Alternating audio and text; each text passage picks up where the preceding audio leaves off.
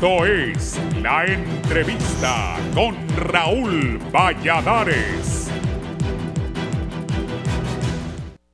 Abucheados por algunos y alentados por otros, el mensaje de los contendores políticos, en particular quienes van a elecciones internas y primarias en marzo del próximo año, es distante de los principales problemas, los mismos que alarman a la población en general y que en el caso de los aspirantes buscan centrarse en captar su simpatía individual. La empatía popular por la artesanía organizativa que moviliza a los precandidatos de cara a las jornadas políticas que se avecinan aún es tibia. En el contexto gravitan la segunda vuelta electoral y el avance que las nuevas figuras de la ley electoral deparen a la salud de la maltrecha democracia hondureña. Este fin de semana los precandidatos presidenciales liberales, nacionalistas, libres mantuvieron en pie el acelerador con giras a diversos puntos del país. El movimiento La Esperanza de Honduras, encabezado por su precandidato presidencial diputado Darío Vanegas, se plantó en un bastión tradicional azul en Orocuina, departamento de Choluteca. Movimiento La Esperanza de Honduras le declara la guerra a los ladrones que por años han hecho con Honduras lo que han querido. Se fregaron, esta vez ganamos los honrados, compartió Vanegas en redes y mensajes de WhatsApp. El sábado anterior, el movimiento Rescatar a Honduras, que postula a Luis Zelaya como precandidato presidencial, visitó Santa Bárbara y El Paraíso, donde recibió la adhesión de simpatizantes y dirigentes del extinto movimiento Renovación Liberal de Roberto Contreras, empresario que depuso sus aspiraciones presidenciales. Zelaya calificó a los nuevos seguidores de valiosos emprendedores luchadores que no tienen oportunidades en nuestro país.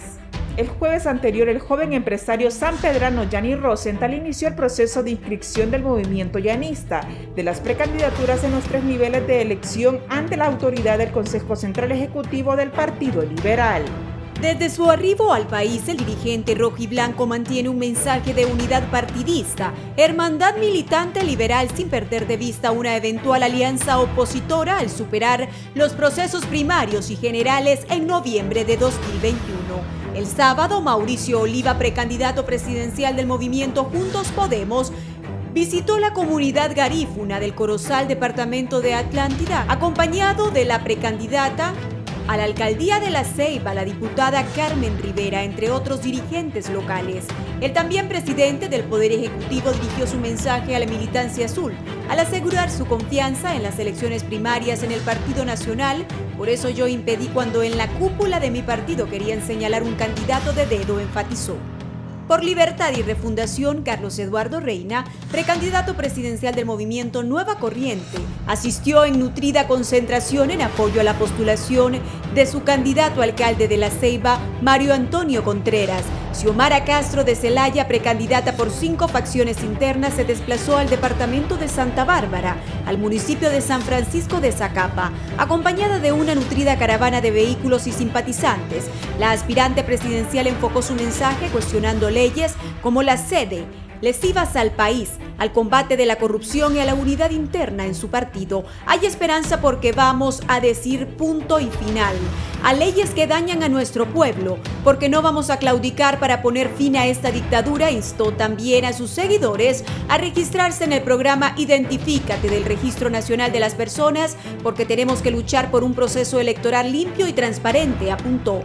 En el imaginario colectivo están los contagios y muertes por COVID-19, las tantas narcoavionetas que surcan cielos nacionales, las plantaciones de coca que surgen en el país, la corrupción, hospitales móviles inservibles, crisis en educación, ENE, Hondutel y la mendicidad que aumenta y reduce el espacio al discurso y al activismo de los partidos políticos, contexto que afecta al alcance de las reformas electorales que actualmente se discuten en el Congreso Nacional y que pueden ser la garantía de unas elecciones generales confiables y aceptadas por todos, en el mejor siguiente ejemplo de civismo en América Latina, como se ha visto recientemente en Bolivia y Chile.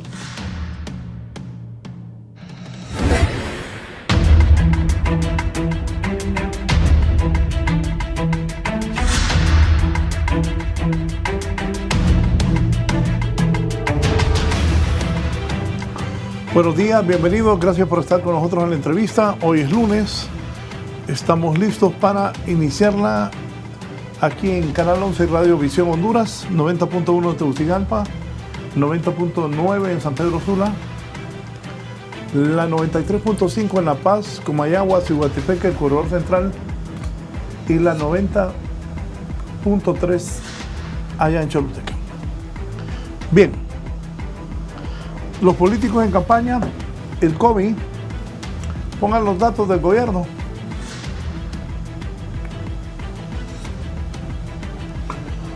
Reportaron ayer 490 casos.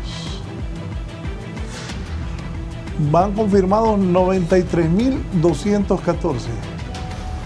O sea, casi 100.000. Más los asintomáticos que andan, en Honduras deben andar unos 150.000 casos, me imagino. Hay los muertos.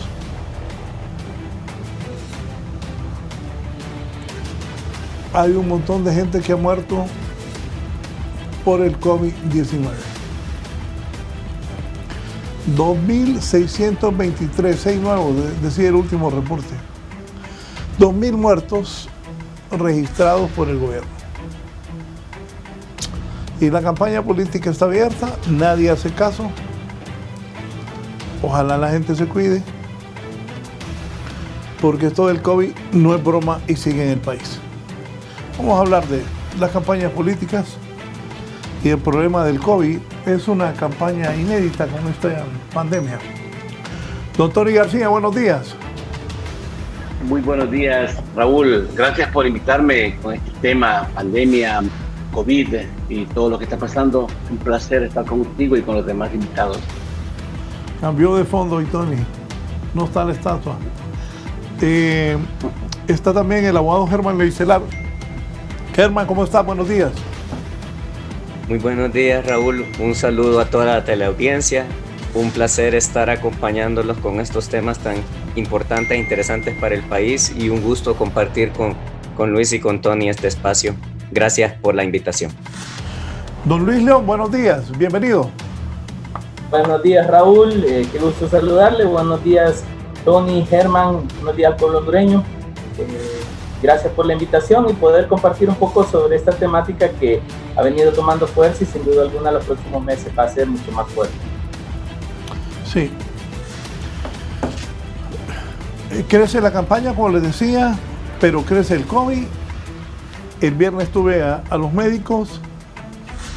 No se ha llegado al pico, está por llegarse y el rebrote está por venir. Tony, ¿qué piensa usted de esta campaña inédita y con COVID en medio, con muertos, con gente infectada? ¿Cuál es su análisis de eso? Sí, Raúl. Sí, Raúl, con gusto.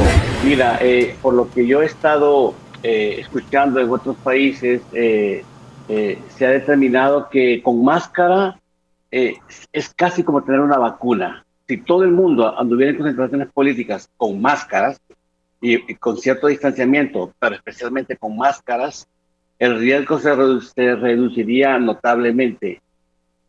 Creo que debería de ser obligatorio para todos los partidos políticos y movimientos en campaña llevar máscaras y que no haya nadie que esté escuchándolos si no tienen una máscara. Eso creo que es un mínimo que debería ser obligatorio. Si el político va a hablar con la gente y si la gente no tiene máscaras, hay que darle las máscaras. Eso creo que es de responsabilidad, pero aparte de eso debería ser una obligación legal, porque mientras la vacuna no aparezca o mientras no haya una cura efectiva, pues estamos a la merced de la muerte y por lo menos entre el 5 y el 10% de los infectados posiblemente van a morir o tendrán una seria enfermedad que terminarán en un hospital. Y por lo tanto es algo vital tener esa disciplina y esa obligación legal. Porque esto comienza, Raúl. Esto apenas está empezando, todavía la campaña oficialmente no está autorizada y sin embargo ya estamos viendo todos los fines de semana reuniones con grupos. Yo mismo estuve el día de ayer en un barrio, Santa Clara, pareciera que fuera una zona rural, porque ahí no hay ni aguas negras, ni aguas lluvias, ni carretera, ni nada. Ahí parece que parecía del campo. Y nos concentramos, ¿verdad?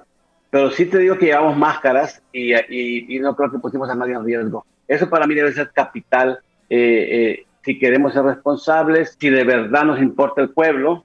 Yo creo que si tú vas a una manifestación y no ves máscaras, realmente es una vergüenza para el candidato que esté pidiendo tu voto y que le está prometiendo la salud, el progreso y el desarrollo. Sí, don Luis León.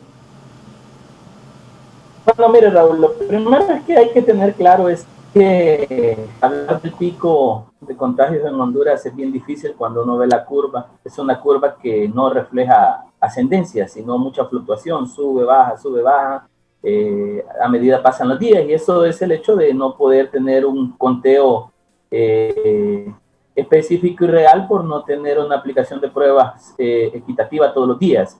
Sin embargo, si hacemos un análisis, 95,000 personas infectadas, aunque estoy de acuerdo con usted, Raúl, podemos andar casi en las 200 por toda la gente que es asintomática, pero oficialmente nos hablan de 92,000, 93,000, básicamente el 1% de la población ya se infectó. Esto nos hace pensar entonces que lo que ha dicho la OMS de ser una enfermedad endémica empieza a reflejarse cuando deberemos aprender a vivir con ello, ¿no? Y el problema aquí es que hemos hablado de una nueva realidad, hemos hablado de una apertura económica, hemos hecho convocatoria a proceso electoral el 13 de septiembre, ya se están haciendo los movimientos políticos que, si bien no están pidiendo voto, específicamente porque la ley lo censura, sí están haciendo sus campañas políticas, y nosotros vemos entonces cómo se está aglutinando las personas, y creo que aquí es parte de la responsabilidad que deben tener los candidatos a elección popular. Primero, porque obviamente hay una carrera por el voto, hay una carrera por ganar legitimidad y confianza, teniendo en cuenta que el 75% de la población no cree ni en los políticos ni en los partidos políticos. Esto es según datos del ERIC, por ejemplo. Entonces, esta carrera emprendida por poder ganar confianza no debe descuidar un tema endémico como el COVID, que si bien deberemos aprender a vivir con ellos, yo estoy de acuerdo. Parte de esta forma de vivir es lo que dice el señor Tony. Hay que aprender a usar nuestra mascarilla, hay que aprender a tener higiene, hay que aprender a tener distanciamiento relativo, porque es bien difícil. Uno ve estas reuniones y se da cuenta que es casi imposible tener un distanciamiento ahí. Pero bueno, ¿qué es lo que deben hacer los políticos en esta carrera política que han emprendido por la búsqueda de la empatía ciudadana? Garantizarle la salud a las personas. No podemos estar nosotros haciendo convocatorias de 500 personas, de 1,000 personas en un auditorio, en una cancha, y que no hayan las medidas mínimas de seguridad en materia de salud. Yo creo que si vamos a estar hablando de política, de convocatorias, de procesos de campaña política, los políticos deben ser comprometidos, deben ser responsables, deben ser coherentes. Es decir, si un político va a una campaña, Raúl, y dice, mire, yo les prometo salud, pero tiene 1,000 personas ahí sin mascarilla, entonces desde el momento de la campaña están fallando a la promesa. Entonces yo creo que hay que entender, y nosotros hemos venido diciendo, por ejemplo, para nosotros la democracia no está en cuarentena. Es decir, veamos República Dominicana, veamos Bolivia, Estados Unidos, dentro de poco va proceso electoral, ya se habla de que una gran cantidad de personas ha votado por adelantado. Es decir, nosotros debemos ejecutar nuestro proceso electoral, pero ese proceso no debe ir pensado en los políticos, debe ir pensado en la ciudadanía, y eso incluye el análisis de seguridad, de no poder generar infectación, de no poder generar una propagación masiva. Y yo creo que hay que empezar a utilizar esta nueva normalidad en materia, bueno, campañas políticas virtuales, concentraciones virtuales. Los políticos deben entender que si yo convoco a la gente a un lugar, les voy a dar transporte y comida, bueno, mejor les pago el internet y se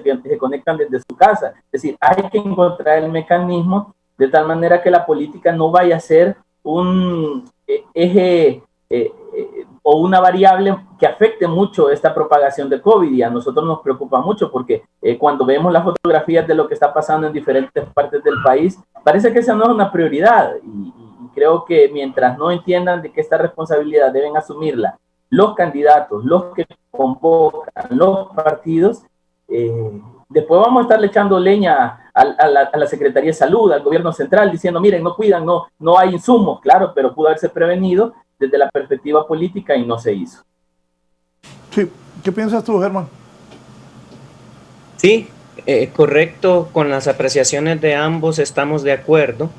solo agregando que tenemos un componente económico muy fuerte, donde la gente obviamente está pasando por un mal momento debido al cierre de muchos locales, desde bares hasta cines, bibliotecas, escuelas, todo está siendo en línea y evidentemente esto está afectando la actividad económica de una manera muy fuerte, con lo cual yo creo que aparte de todo lo que han mencionado los amigos que me antecedieron el uso de la palabra, tenemos que manejar algún grado de prudencia en lo que es el gasto en esta campaña, porque mientras la gente está pasando una serie de situaciones de necesidad, pero terrible, que se gasten esas millonadas en campañas, creo que sería una bofetada más. Y no digo que no hay, obviamente, que invertir en campañas, pero creo que tal vez podemos encontrar formas creativas de que esa campaña por lo menos no sea tan detestable hacia las personas por la situación, porque estamos totalmente de acuerdo, ¿verdad? La importancia de las elecciones que sean periódicas es fundamental. Sin embargo, nos falta la temática de que sean justas, de que sean confiables, de que sean competitivas y que puedan ser unos instrumentos que nos permitan manejar un avance democrático que no se reduzca simplemente a un proceso electoral, porque en este momento, con el tema del COVID encima, definitivamente la gente necesita más que promesas, más que simple fervor político, necesita soluciones, porque en este momento el reto es enorme para poder solventar.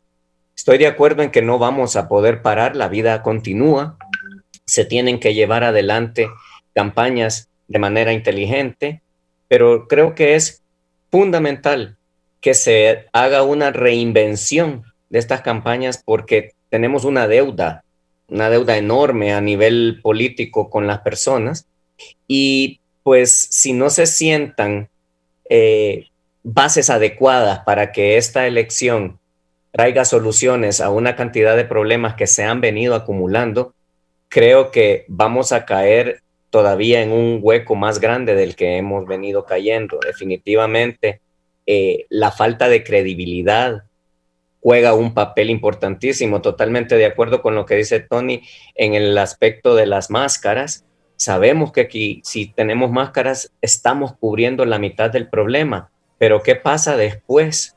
¿Cómo me quito la máscara? ¿Cómo deshago la máscara? Entonces, en este momento, lamentablemente, la nación, que somos todos, pagamos la factura de muchos años de falta de capacitación, de falta de educación, de estas campañas permanentes de sembrar odio y división en las personas, con lo cual, si mi líder me dice que me ponga máscara, me pongo máscara. Si me dicen que no debo ponerme, no me pongo. Entonces, esa confrontación, esa falta de unidad ciudadana nos va a pasar una factura muy fuerte, porque independientemente de los elementos que hemos mencionado aquí, que pueden ser fundamentales a la hora de llevar una campaña política que no genere más problemas con el COVID, tenemos que estar conscientes que la base externa, que es la ciudadanía con la que tenemos que trabajar, el pueblo mismo, no está precisamente con la mayor formación y con la mejor conducta para poder manejar estas circunstancias en una campaña política.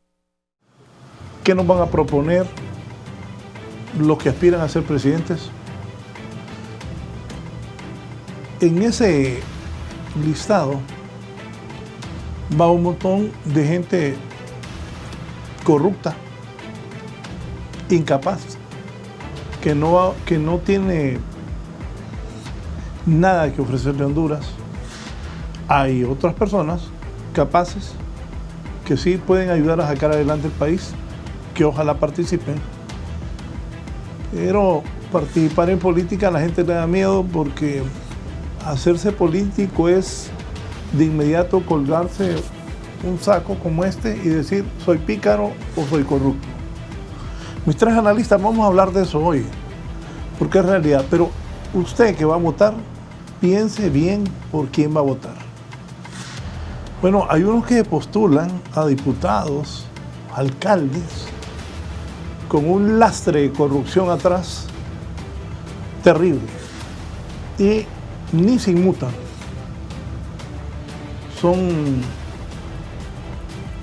son gente que no es correcta y que quiere tener esos cargos para seguir robando. Los republicanos en el Senado impusieron su voluntad del domingo y votaron por abrumadora mayoría para avanzar la nominación de Amy Coney Barrett como próxima magistrada de la Corte Suprema, pese a denuncias de que una decisión tan importante debería de dejarse en manos del ganador de las elecciones. No hay duda de que Barrett será confirmada este lunes por el Pleno de la Cámara Alta, ya que los republicanos han cerrado filas en torno a la ungida por el presidente Donald Trump, pero aún así los demócratas han amenazado con emplear tácticas dilatorias al argumentar que debe ser el ganador de las elecciones del próximo 3 de noviembre quien decida sobre el reemplazo de la fallecida magistrada Ruth Bader Ginsburg. Los republicanos están emocionados de poder nombrar al máximo tribunal a un tercer nominado de Trump, asegurando una mayor de derechas en esa instancia por muchos años. El tribunal dispone a debatir a corto plazo temas delicados por el derecho al aborto, el derecho de los homosexuales a casarse y la legalidad de la reforma al sistema de salud pública propuesta bajo la presidencia de Barack Obama. El Senado está haciendo lo correcto, aseveró el líder de la mayoría republicana en el Senado, Mitch McConnell, al prometer una votación a favor de Barrett este lunes. Para 11 Noticias, Raúl Valladares.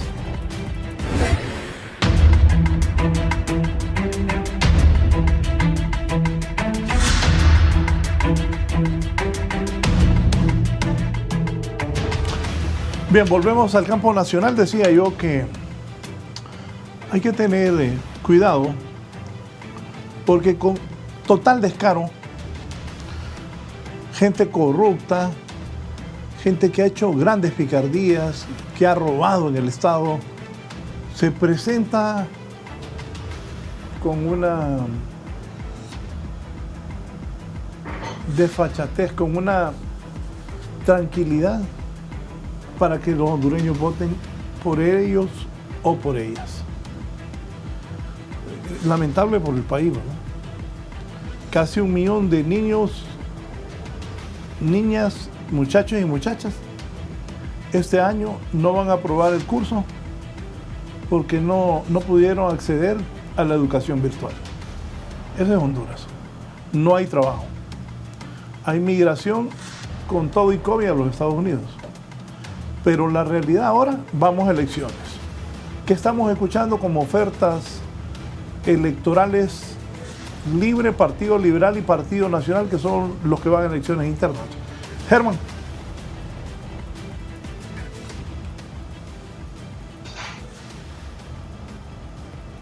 Micrófono, Germán.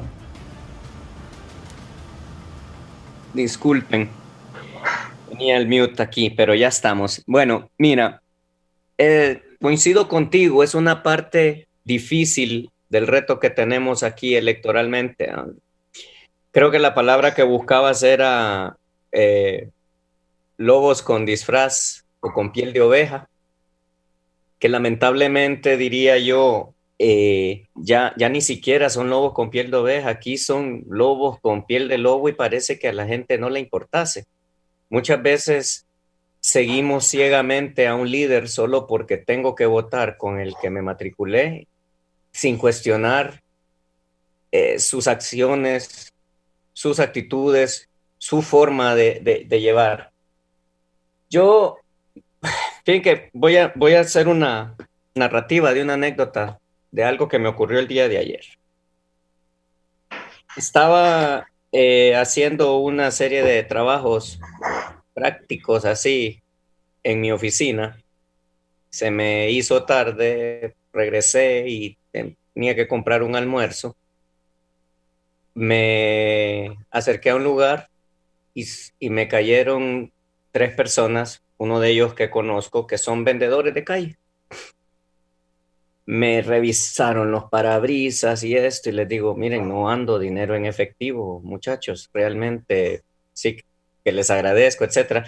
Pero bueno, empezaron y como uno de ellos ya me conocía, pues me dice con la confianza, mire, abogado, que yo lo he visto a usted en este lugar y lo he visto en otro y usted siempre nos ha apoyado, etcétera. vea cómo nos ayuda. Y le digo, bueno, mire, lo único que puedo hacer es, ¿ustedes tienen familia? Sí, sí, me dijeron los tres. Entonces, lo que hice fue que compré un paquete familiar de comida para cada uno de ellos, a cambio del producto que me estaban dando. En el periodo que estábamos manejando, pues empezaron a hablarme de la campaña, me empezaron a hablar de Oliva, me hablaron de Yanni, me hablaron de Xiomara, etcétera, de los más renombrados, por supuesto. Me empezaron a hablar de todas las necesidades que tenían en ese momento. Me hablaron de la ausencia de trabajo. Cada uno de ellos tenía, bueno, uno tenía 2 hijos, uno tenía un hijo, el otro no tenía hijos todavía. Y me decía uno de ellos, mire, yo a mi hijo le tengo que dar nido crecimiento, pero ya no puedo porque ese niño me salió comelón y no me dura nada la leche. Y aquí estoy, ni siquiera vivo aquí, me dice a él, yo no lo conocía, vivo en Choluteca, me tengo que trasladar para lograr la venta, ahora, hoy no tengo ni siquiera para el pasaje. Bueno, les digo, les espero que puedan conseguir el pasaje y ahí van ustedes, pues por lo menos con este paquete familiar de comida. Entonces, ¿a qué voy? Que me hablaban de la visión que tienen de la campaña, me hablaban de la visión que tienen de las necesidades que tienen que sufragar. Y entonces yo me ponía a pensar, uno de los errores grandes que tenemos, y coincidiendo contigo, Raúl, en el sentido de que hay muchas personas que van ahí única y exclusivamente a ver cómo resuelven su vida, a veces con ideas muy grandilocuentes, donde se sienten orgullosos de las grandes ideas, pero que no van a ser ejecutadas. Entonces yo miraba a estos muchachos ayer y decía, Dios mío, si esta gente tiene hambre, ¿qué haría un político? Quizás lo que hice yo ayer individualmente, ¿eh? Darle comida para el día de ayer. Pero eso no es pelear contra el hambre. Eso es darle comida para ese día que simplemente le da un agradecimiento temporal, si acaso, pero que no resuelve en nada el verdadero problema, porque hay que comer todos los días. Y entonces pasa lo mismo en salud, ¿no?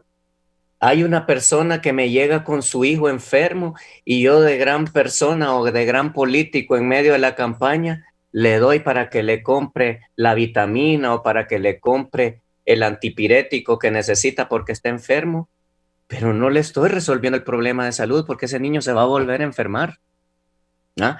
Luego, el trabajo, esta gente necesita trabajo, están buscándose las condiciones básicas para subsistir, pero no tienen una fuente de trabajo.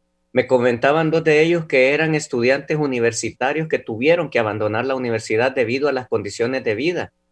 Y cuando nos damos cuenta que también muchas personas que logran salir de la universidad no encuentran un mecanismo donde colocarse en una actividad productiva.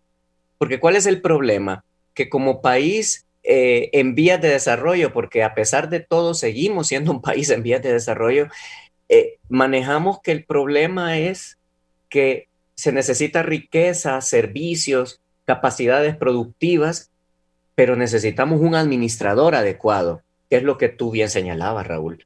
¿Cómo podemos esperar que una persona que llega a resolver su vida vaya a administrar adecuadamente? No suelo ser crítico negativo, pero creo que tenemos que repensar las cosas cuando vemos a la ministra del Azar buscando nuevas alternativas para seguir exprimiendo los impuestos de la gente. Nunca he estado en contra de la recolección de impuestos. Los impuestos son fundamentales para que el país se desarrolle, pero me decían estos muchachos ayer, imagínese, doctor, que a mí me van a quitar unos poquitos pesos de lo poquito que logro sacar. ¿Qué le puedo decir a una persona que me manifiesta eso cuando me dice que no le ajusta ni para la leche?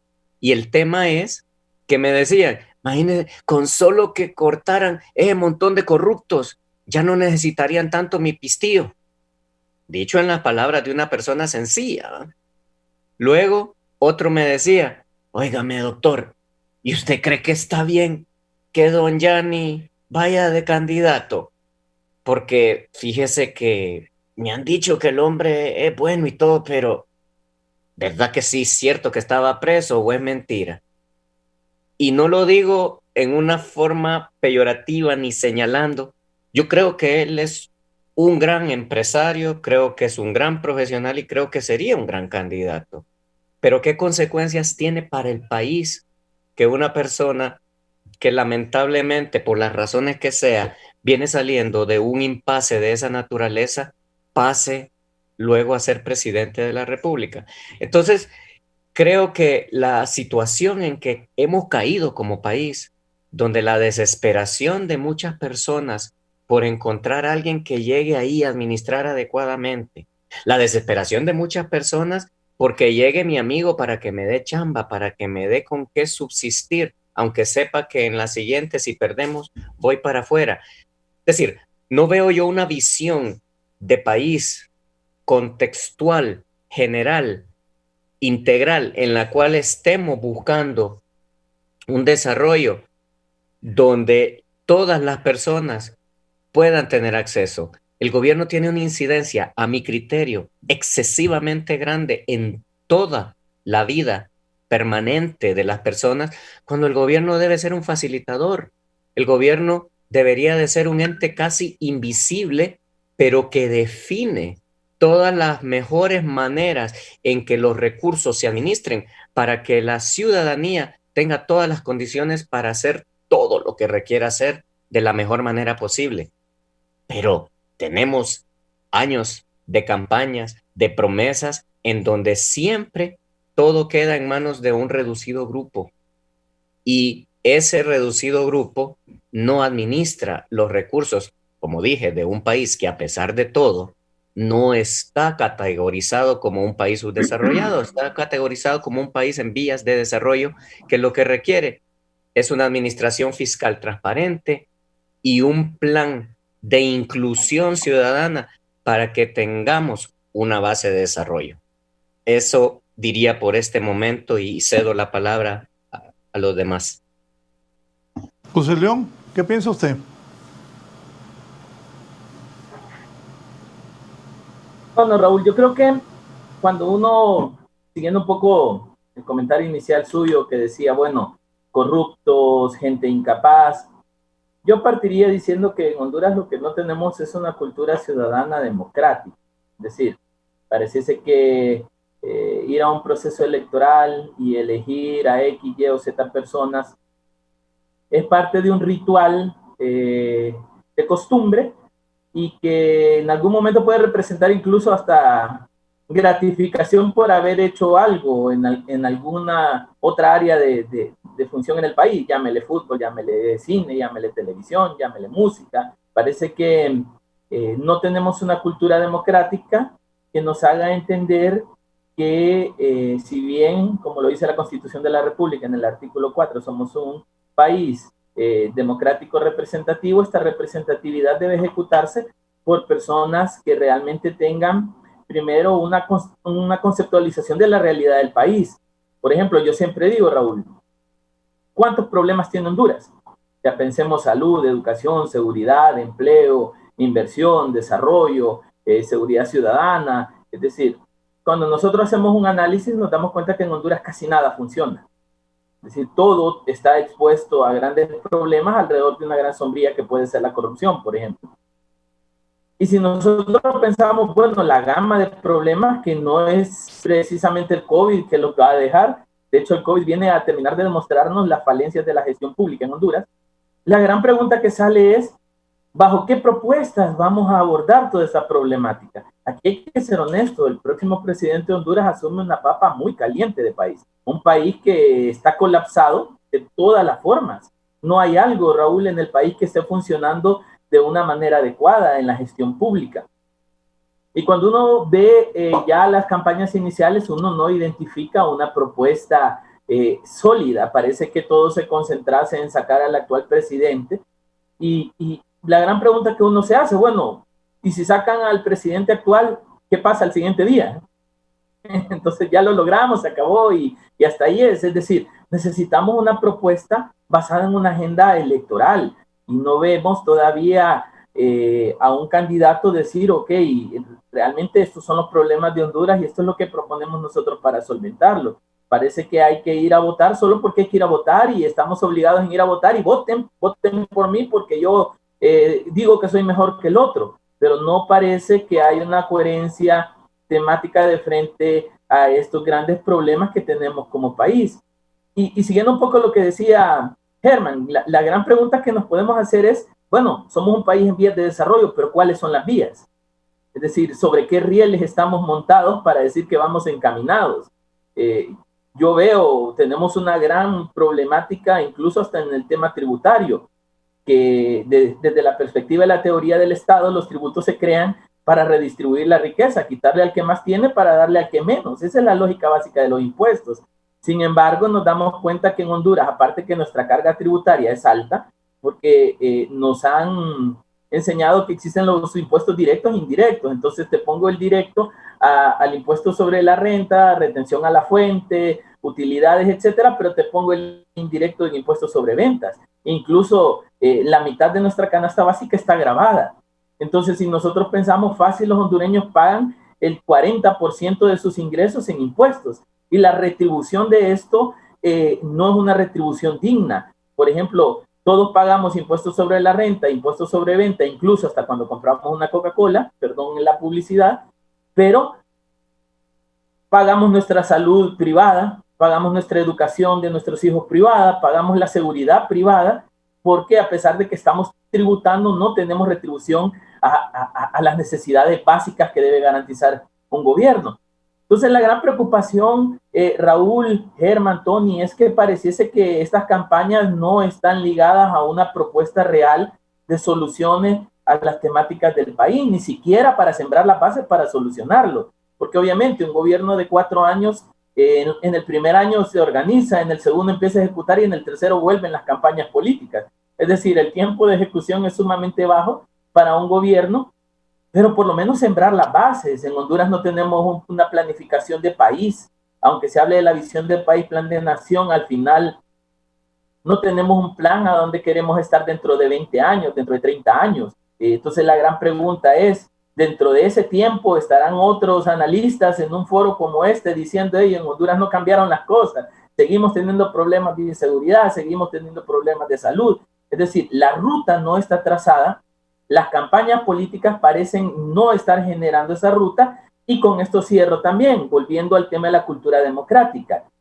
Tampoco sabemos elegir, Raúl. Mire, en Honduras nos centramos mucho en el presidente de la República y nos olvidamos del Congreso Nacional, cuando es en el Congreso Nacional donde se toman las decisiones torales del país, todo el marco normativo, todo el marco tributario, todo el marco legal, veamos lo más reciente, el Código Penal, y aún así ahí es donde se nombran magistrados, fiscales, jueces, el fiscal general, por ejemplo, ahí se nombra. Entonces la gran pregunta es, pareciese que el Congreso no es el área de interés ciudadano, es cuando más deberíamos de poner atención a quién votamos, personas capaces, personas que tengan un conocimiento real de cómo se debe legislar. El Parlamento, que ese es el Congreso, es un lugar para hablar y ahí no se habla, ahí se impone, es decir, el diálogo, el acuerdo, los beneficios colectivos no son la prioridad en un espacio como ese. Entonces yo creo que el pueblo hondureño debe madurar, obviamente. Creo que uno de los dos compañeros dijo, aquí tenemos un problema de educación y por la educación es que no entendemos. Y claro, no nos han formado como ciudadanos para poder entender esto. Y creemos que hay que darle el voto a un futbolista porque metió goles en la selección y se lo merece. Y no es así. Es decir, la calidad de las personas que llegan al Congreso Nacional, la calidad de alcaldes que tenemos. Aquí tenemos alcaldes que tienen 4 periodos y quieren ir sobre un 5º, y cuando uno va a esos municipios no hay un átomo de desarrollo. Entonces la pregunta es, ¿hasta cuándo vamos a entender que los puestos públicos no son para enriquecerse, no son para tener un status quo de poder o un status quo económico, sino para generar condiciones de desarrollo ciudadano? La política no es mala. La política es buena, de hecho la política está diseñada para buscar soluciones colectivas, pero en Honduras parece que no se entiende. Y los políticos parece que no quieren hacer entender eso también. Parece que se quiere entender, como dice Germán, que si tenés hambre te doy un plato de comida y soy un gran candidato. y no es así. Al día siguiente se come y al que sigue se come. Y mientras estemos tapando baches y no buscando soluciones, la gente va a seguir sumida en esta realidad del país, que no es un país prometedor. La gente se va, migra, las tasas de suicidio se han incrementado, y esto es el simple hecho de no encontrar una condición en el lugar donde nacimos, donde deberíamos desarrollarnos y donde deberíamos morir en paz. Pero nuestra preocupación es morir. De hecho, nuestra preocupación no es morir. Parece que para muchos hondureños es mejor me voy, me muero, que estar vivo en un país donde no hay condiciones. Yo creo que hay que reflexionar. Creo que los políticos deben reflexionar en que estas elecciones del próximo año deben ser un punto de inflexión en la curva para cambiar la realidad del país. Si vamos a un proceso electoral, elegimos la misma calidad de personas y nos mantenemos con el tipo de decisiones, Honduras no se va a desarrollar. ¿Qué piensa? Tony García se pasó a Libertad y Refundación. ¿Cuál es la propuesta de Libre? Pero yo insisto que miremos bien por quién vamos a votar. Como acaba de decir, Luis León, viene la elección del nuevo fiscal de la nueva Corte en el siguiente Congreso. Y varios cargos importantes para el país. Y también la gente ni se fija por qué diputado va a votar. Vota en cascada y de ahí esos diputados se andan vendiendo al mejor postor. Esa es la realidad política de Honduras. Tony. Sí, correcto, Raúl. Mira, escuchando a Germán y a Luis León, es claro que hay un rosario de quejas, un rosario de problemas, donde está más que obvio que hay poca credibilidad y poca fe en los candidatos, y no solo, especialmente en los candidatos corruptos, en los candidatos que han votado muy mal y tienen un récord de votación vergonzoso. Por ejemplo, un candidato que votó por las sedes es alguien que ya debería estar automáticamente excluido y penalizado por el pueblo, o el que votó a favor de una ley de secretividad del Estado, o los que se oponen a la ley a una ley de transparencia, o una ley de colaboración eficaz, o a los que sacaron a la Maxi. Esa gente en un país normal, entre un pueblo consciente, estarían condenados al olvido eterno, porque alguien con ese récord tú ya no lo quieres. Demostró en votación y en corrupción, en actos de corrupción, que no sirve, que es un mentiroso, que vota contra el pueblo. Y te puedo agregar los pandoros, los acusados en gestiones de administración pública. Por ahí hay alguien que es acusado de problemas en el Infop, que ahora es candidato flamante, creo que alcalde del Partido Nacional.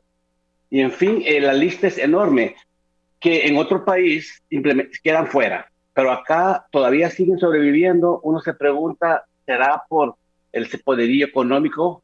¿Será por el fraude que hay? Que no importa lo que uno haga, igual el fraude tapa esas cosas. Uno se pregunta esas cosas. Pero fíjate que aún entre los candidatos buenos, también han perdido credibilidad. Yo estoy en Libre ahora, he ido a muchos lugares, y la gente de Libre dice, ¿dónde están los diputados de Libre que yo apoyé, que voté por ellos y que nunca volvieron a visitarme y que solo vienen cada 4 años a verme? Eso es otra realidad que estamos viviendo. Es cierto que los diputados no son Superman, pero cuando un diputado se pierde, aunque haya sido bueno, aunque no haya hecho estos récords que te acabo de mencionar, igual la gente lo resiente, porque dice, solo viene a pedirme el voto cada 4 años, o a darme una piñata el Día del Niño, el año de las elecciones. Entonces, eso también afecta la credibilidad y la poca fe de los políticos. Y si le quieres agregar más, está también la poca fe en el proceso electoral. Hay mucha gente que dice, yo no voy a ir a votar porque mi voto se lo roban. ¿Para qué voy a ir? Yo voté la vez pasada por Salvador Narrala y él no es el presidente. Entonces, cuando la gente no tiene fe, tampoco va a votar. Y también, inversamente, hay buenos candidatos, buenos hondureños, que serían fantásticos diputados o alcaldes o presidentes, pero que dicen, yo para qué voy a ser candidato si no me van a dejar llegar, me van a hacer fraude. Entonces, por los dos lados tú tienes poca fe y poca credibilidad. Y hay algunos que obviamente, pues, uno dice, igual, vamos a probar, porque si tú dices, ya no, hasta aquí, entonces ya perdimos todo. Y fíjate que el pueblo, aún con todo este listado de rosarios y de decepciones y de poca fe, el pueblo igual va a votar, igual va a apoyar a mucha gente, porque tienen la esperanza que tal vez esta vez va a funcionar, que tal vez esta vez la oposición va a llegar al poder, que tal vez esta vez este gobierno corrupto de 12 años se va a ir y que el país va a empezar a cambiar. Entonces la gente dice, no tengo otra, voy a ir a votar, a pesar que no creo en nada, ni en el sistema, y a pesar que hay fraude y que posiblemente me van a dar las elecciones, yo voy a ir a votar. Y fíjate que esa fe de todos de ir a votar y de unirse, yo creo que es la llave para cambiar el país. Si los hondureños llegamos a unirnos como oposición y la gente llega a votar, no hay fraude que valga. Y el ejemplo de Bolivia es más que obvio. En Bolivia tú tenías a la derecha unida, ellos tenían el Estado, el aparato estatal completo, el Tribunal de Elecciones, tenían a los gringos y toda la maquinaria. Y sin embargo, el pueblo se unió alrededor del candidato de Mas y ganó. Cuando la gente se une, no hay voto, no hay fraude que valga. Eso es algo, es una ley. Porque si 3 millones de hondureños vamos a votar por un partido determinado, por una alianza determinada, te aseguro que ahí no hay fraude que valga por mucho que haya fraude. Y también, obviamente, cuidar las mesas. Cuando tú cuidas las mesas, entonces el fraude ya no es tan fácil hacerlo o ya no es posible hacerlo. Fíjate que en la experiencia que tengo del Colegio de Abogados de Honduras, hubo algunos capítulos donde no participamos y no teníamos representantes. En esos lugares hay una votación masiva en contra de la alianza y ahí ganó el Frente de Justicia. Descaradamente todos los votos a favor de ellos. En otros lugares donde tampoco participamos, pero había gente de mesa, ahí ganamos nosotros porque estaba la gente cuidando el voto. Porque en Honduras, desgraciadamente, el voto no vale en sí mismo. En Honduras el voto hay que cuidarlo, hay que protegerlo porque se lo quieren robar. Quieren comprarse a la mesa, se quieren comprar la acta, han hecho su trabajo en la transmisión de los datos o en el centro de cómputo. En fin, ese voto se lo quieren robar y así es difícil llegar libremente, así que tienes que unirte. Y en cuanto a Libre, te quería decir que es un partido que nunca ha estado en el poder, que su filosofía es por los pobres, por las mayorías, por un cambio de sistema, porque el sistema actual está fracasado, porque aquí el hambre y la pobreza extrema es más del 70%, por lo tanto no funciona. Y no te hablo de comunismo, te estoy hablando de cambiar un sistema que sea más inclusivo, más progresista, que se legisle por los pobres, que el Estado controle, que el Estado proteja a la propiedad privada, que le dé las condiciones a los inversionistas nacionales e internacionales, que sea un país competitivo, que haya un Estado de Derecho, que haya un fiscal que va a castigar el delito, perseguir el delito, que va a haber un juez independiente, que va a actuar conforme a derecho. Y esas condiciones son buenas para todos, para los ricos, para los pobres, y te abre el país y te trae la inversión y hay trabajo. Es el modelo de Costa Rica. Allá todas las compañías norteamericanas que quieren invertir en Centroamérica se van para Costa Rica, porque hay seguridad jurídica, hay seguridad física, hay un Estado de Derecho. Y aquí lo hemos perdido en 12 años. Y entonces la propuesta de Libre es justamente traer Estado de Derecho y poner gente de una unidad de toda la oposición, porque obviamente que Libre tiene claro que solos no van a ganar. Aquí nadie va a ganar solo, nadie, ni el Partido Liberal, ni Salvador Narrala, ni Libre. Y eso lo tiene claro el presidente Bertelaya. Esa unidad la vamos a forjar y vamos a poner a la mejor gente. Y en cuanto a propuestas, yo discrepo de Luis y de Germán, porque sí hay propuestas, y no solamente de Libre, sino del Partido Liberal. En el caso de Libre, se hizo un plan de gobierno en las últimas elecciones con 17 puntos, que solo sería de actualizarlo un poquito o reconfirmarlo, ratificarlo.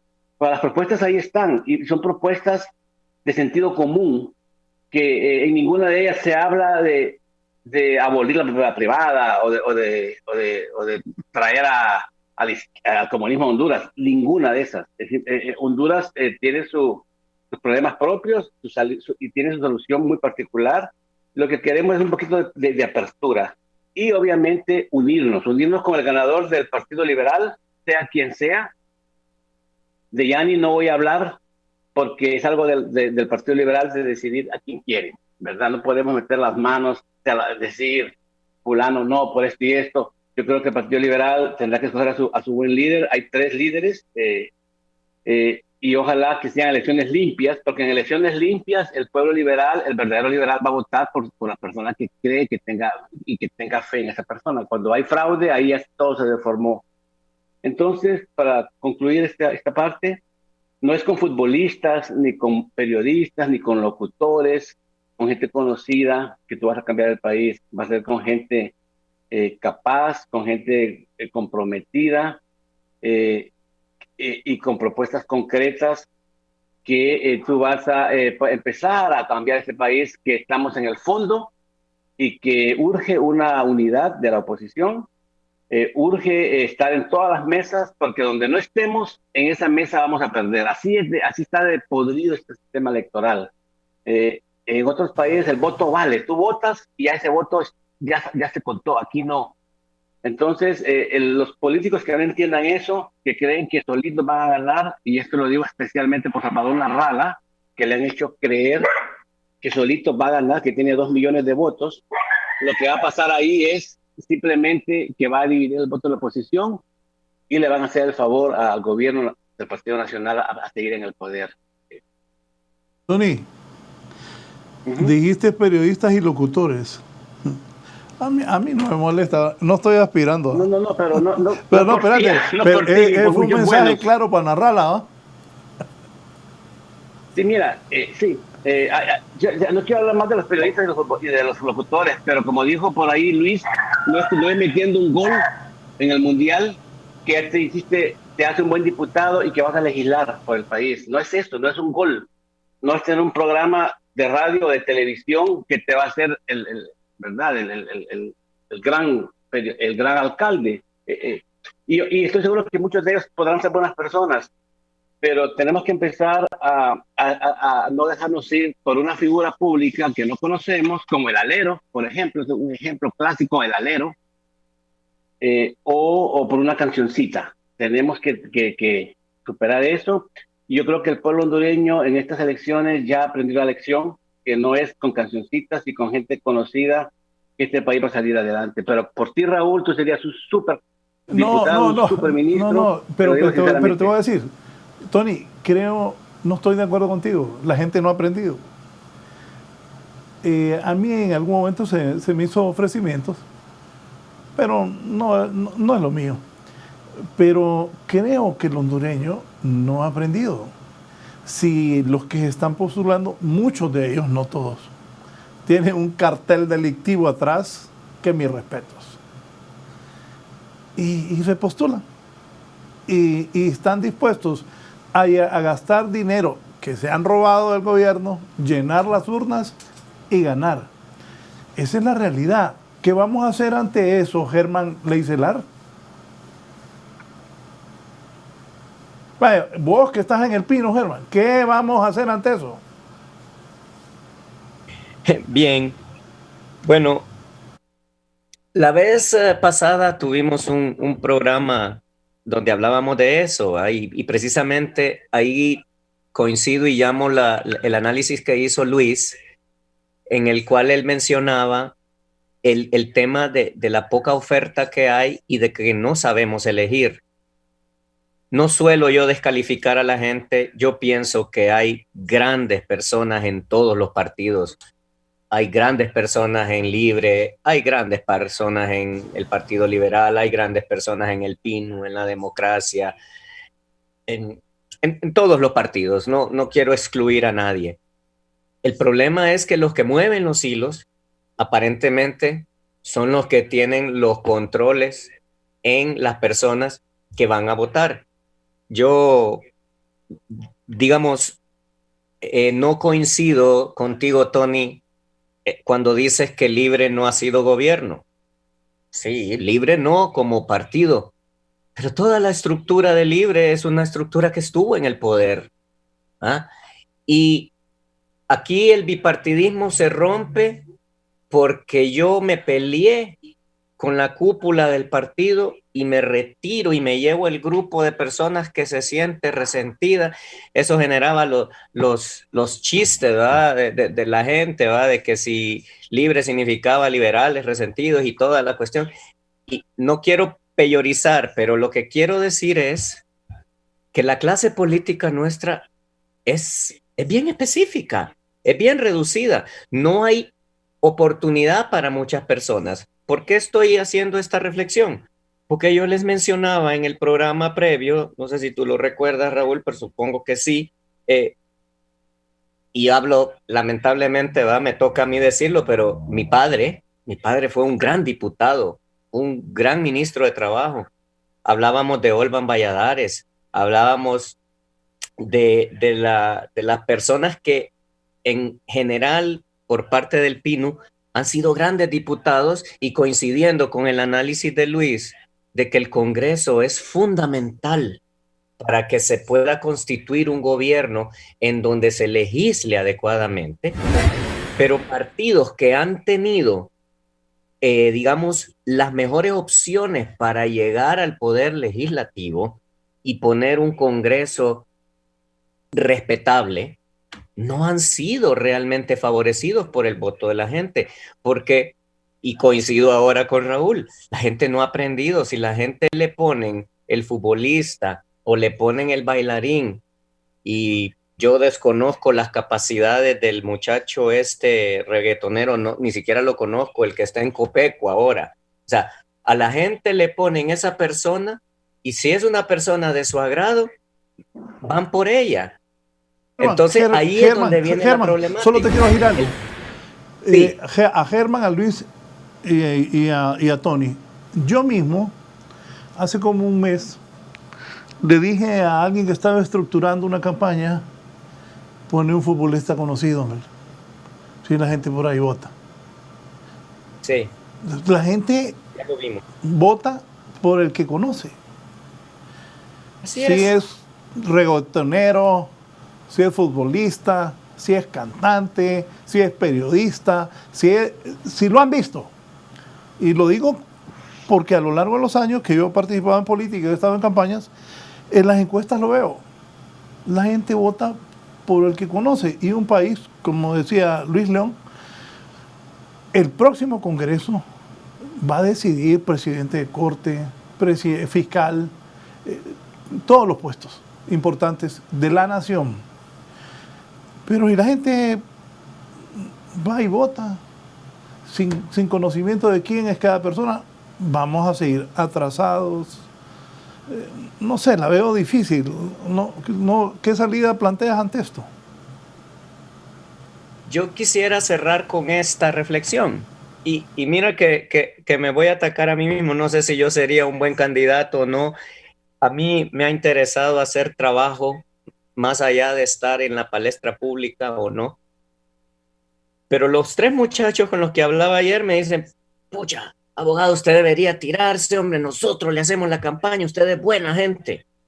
Ah, perfecto, muy agradable para el ego de una persona, pero la pregunta es: tengo los conocimientos, tengo la formación, tengo lo que se necesita para llegar a la presidencia o a una diputación, a hacer el trabajo que me corresponde hacer?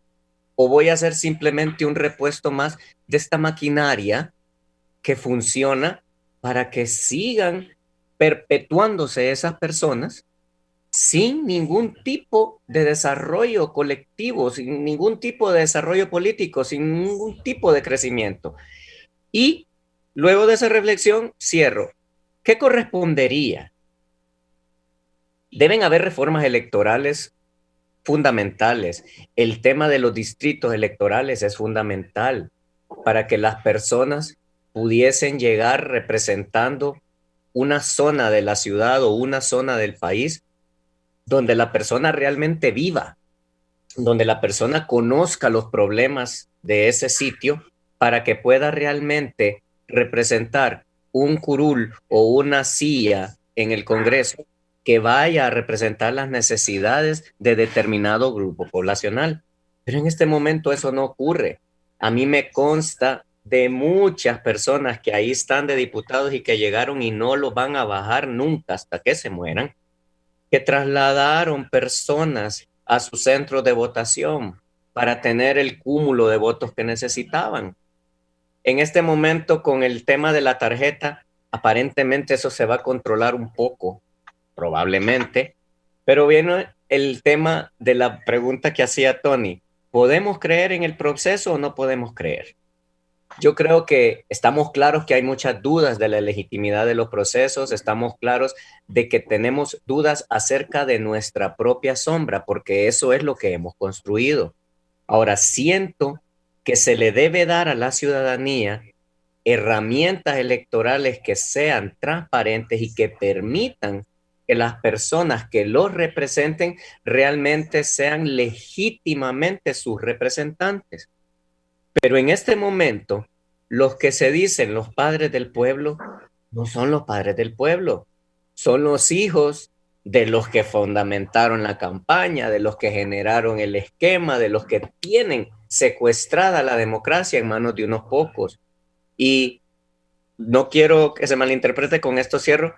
Y Tony, he platicado contigo en varias ocasiones y coincido en muchas cosas, pero yo pienso que no se trata de que Libre tenga la solución o de que unidos tengamos la solución, porque el problema es quiénes se van a unir. Como bien lo señaló Raúl, y creo que Luis lo extendió y tu servidor también, siento que la clase política a la hora de la hora se une, ya sea formal o informalmente, para seguir manteniendo un control, y lo mantienen a través de los distintos partidos, no lo mantienen exclusivamente porque ganó mi partido. Entonces creo que la reflexión importante es que debemos apoyar a la clase política que pueda venir a romper, ya sea aisladamente o como oposición. ¿Por qué? Porque en este momento, y aquí cierro, lamentablemente yo no creo que la oposición desde hace varios años sea oposición. Creo que simplemente es una parte de la misma estructura gubernamental que juega un rol para que la gente crea que hay algún determinado pleito y que se enardezcan y tengan elementos de la arenga que se requiere para que la gente se sienta motivada, pero que a la hora de la hora no hay un verdadero cambio, no hay una verdadera estructura que venga a ofrecer un cambio en el escenario político. El escenario político se sigue manteniendo. ¿Puedo intervenir, Raúl, rápidamente? Sí. Sí, mira, sobre lo que dijo Germán, el Libre no nació producto de una división interna mezquina del Partido Liberal que se fue porque se quiso ir. Libre nació producto de un golpe de Estado, que una parte lo hizo, lo promovió y lo defendió. Y el gobierno de Mel Zelaya legisló por las mayorías y fue un buen gobierno. Mantuvo los precios de la canasta básica a raya, hizo la ley de transparencia, la gasolina se mantuvo a bajo precio, el salario mínimo se elevó. Fue un gobierno que calificó, según los norteamericanos, a la cuenta del milenio. Fue la última vez que Honduras dijo que calificó porque pasó a esos parámetros, indicadores de corrupción, de protección de inversiones, de Estado de Derecho. Siendo el presidente Mel Zelaya no muy amigo de los gringos dijeron, este gobierno califica y ahora tenemos la carretera del norte. Desde entonces, 12 años han pasado y este gobierno, amigo de los gringos, que lo pusieron los gringos, no ha podido calificar a un dinero regalado de la cuenta del milenio. Eso quiere decir que el gobierno de Mel Zelaya no era tan malo como lo pintan. El problema es que ha sido satanizado ese gobierno. A Mel lo convirtieron en la chula. Entonces la gente ve los medios, escucha las noticias y ya creen que fue un gobierno corrupto. Hablan de la carretilla. Eso fue un dinero para pagar una consulta. aprobado por el gabinete de gobierno. Pero es lo que dicen de Mel, la carretilla, y eso no fue nada. Con lo que hemos visto acá de los 1.200 millones de lempiras en el hospital, en los 5 hospitales de segunda mano, móviles, que todavía no han llegado, y no hablemos de todos los escándalos desde entonces, el Seguro Social. Realmente este es el problema, el gobierno que tenemos, y los analistas yo los veo muy suavecitos con el gobierno actual.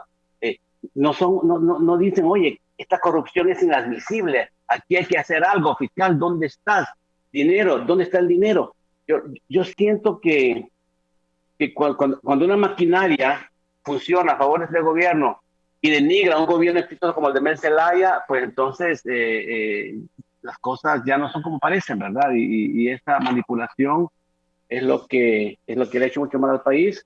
Pero, repito, con la unidad del Partido Liberal y Libre y con propuestas que salgan de ambos gobiernos, de ambos partidos, y con la gente buena, yo sí creo que el próximo año vamos a cambiar este país, porque si no, ahí sí que ya estaremos 50 años sometidos. Yo confío también que el gobierno, habrá un nuevo gobierno en Estados Unidos, las encuestas indican que Biden va a ganar, y es un gobierno más respetuoso, no va a ser este señor Trump que cuando apoyó a este señor en las elecciones del 2017, tengo información que él llamó al señor, ¿cómo se llama este señor? No me recuerdo el nombre, lo llamó y le dijo, te doy 10 minutos para que me digas qué está pasando en Honduras. Y él le contestó, solo ocupo 1 minuto. Juan Orlando Hernández es nuestro hombre, él está apoyando nuestras bases, el otro candidato apoya a Chávez, por lo tanto hay que apoyar a Juan Orlando Hernández. Ok, así le dijo Trump. Y no importaba la expresión popular, el voto, el fraude, no importaba la corrupción, los vínculos del narcotráfico, no importaba. Creemos que con Biden esto va a ser diferente, y entonces este gobierno está muy preocupado que en 8 días tendrá un nuevo presidente de Estados Unidos que va a rendirle cuentas. Y me atrevo a decirte, Raúl, que este gobierno, a las pocas semanas que gane Biden, va a denunciar este acuerdo que tiene con Estados Unidos de extradición. Va a decir que mejor que haya una ley del Congreso, que no sea un acuerdo de la Corte, sino que sea la ley del Congreso, y que mientras no haya una ley, suspende la extradición. Eso lo van a hacer porque ya van a estar muy, pero muy preocupados. Ojo. No ha ganado Biden. Ni soy fanático de Trump, pienso que es un gran loco, que no quiere a los latinos, pero no ha ganado Biden.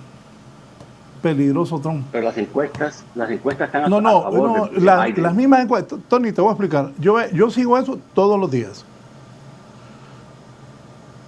Hillary le ganaba igualito a Trump por 10 puntos. Pero los 7 estados, Trump ya se acercó bastante. Los que definen los consejos electorales. Puede ser que Biden... Bueno, Hillary...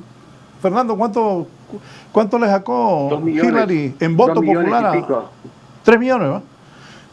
Hillary le ganó por 3 millones de personas que votaron a favor de Hillary.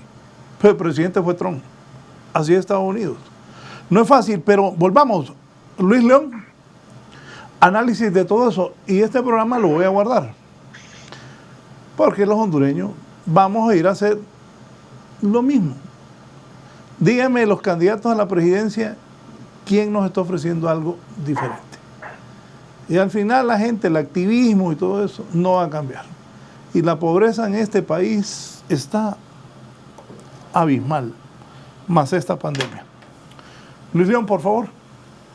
Bueno, yo creo que una de las cosas, estoy de acuerdo con lo que se ha planteado, pero una de las cosas que hay que mencionar es el hecho que, como no existe la cultura democrática electoral, los hondureños no sabemos elegir, no necesitan los políticos generar propuestas, es que por ahí es el problema, Raúl.